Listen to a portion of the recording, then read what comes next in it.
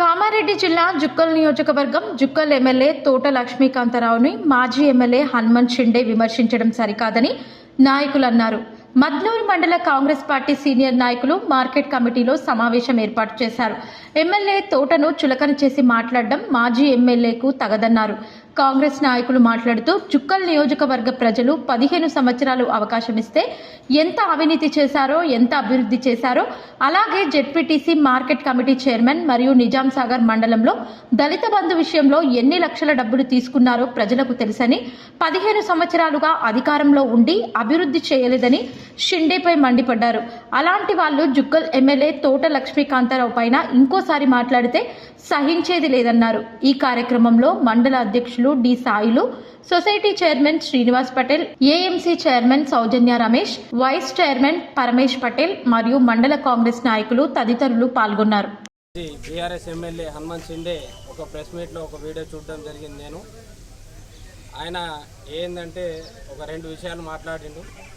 ఈ చైర్మన్ పదవులు అమ్ముకుంటుండని చెప్పిండు.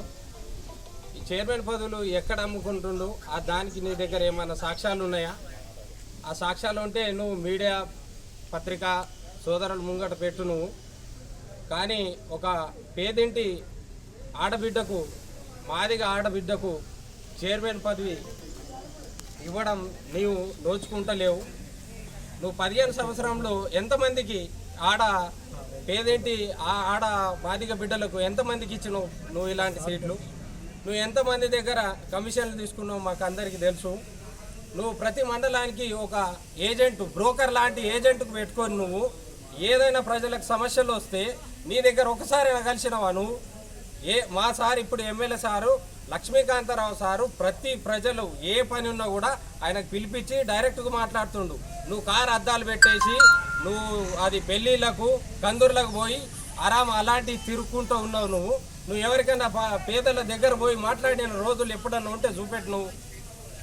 నువ్వు మాట్లాడుతున్నావు రేపు జనవరి 8వ డేట్కి హైకోర్టు తీర్పు నీకు వస్తుందని. నువ్వు ఎన్నిసార్లు కాంప్రమైజ్ అయ్యావో మాకు తెలుసు. నువ్వు ఎక్కడ కాంప్రమైజ్ అయ్యావు అనేది మాకు అన్నీ తెలుసు. ఇప్పటికి కూడా చెప్తున్నా 8వ డేట్కు నువ్వు మళ్ళీ కాంప్రమైజ్ అయ్యావు. ఆ తీర్పు కూడా మా సార్ సైడే వస్తుంది. నువ్వు అలా కాంప్రమైజ్ కాకపోతే మా సార్ సైడు అయితే నువ్వు కాంప్రమైజ్ అని ఒప్పుకుంటావా? నువ్వు అలా నీ సైడ్ వస్తే మేము రాజీనామా చేయడానికి కూడా సిద్ధంగా ఉంటాం మేము. నువ్వు పదవులు అమ్ముకున్నావని ఏదో చెప్పకు. నువ్వు పెన్షన్ల దగ్గర 2000 తీసుకున్నావు. సిగ్గుండాల నువ్వు ఎమ్మెల్యే చేసినావు 15 సంవత్సరాలు. ఒక దళిత బంధు కానీ ఒక డబుల్ బెడ్రూమ్ ఇంట్లో దాన్ని లక్షలు తీసుకున్నారు మీరు మా సార్ గురించి మాట్లాడడం చాలా తప్పు. ఇంకోసారి ఇలాంటివి మాట్లాడితే బాగుండదని హెచ్చరిస్తున్నాను.